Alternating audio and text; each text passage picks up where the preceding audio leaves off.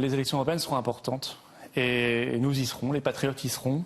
Et si mon mouvement me fait confiance, je n'en doute pas, je serai tête de liste à ces élections et ce sera un très beau débat. Et nous serons probablement les seuls à défendre le Frexit, la sortie de l'Union européenne. Et nous serons probablement les seuls à défendre le Frexit, la sortie de l'Union européenne.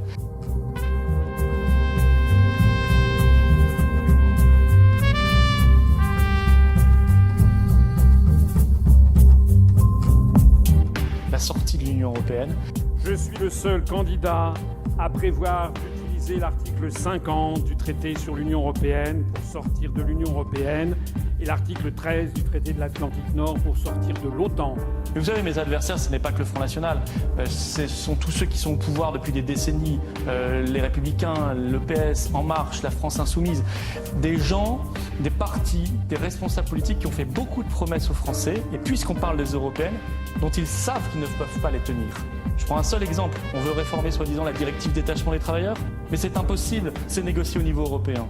On veut mettre fin aux OGM, au glyphosate qui nous empoisonne, c'est impossible, c'est la Commission européenne qui décide. On veut réguler l'immigration, retrouver nos frontières nationales, c'est impossible, c'est l'Union européenne qui décide. Et je peux multiplier les exemples, délocalisation, etc.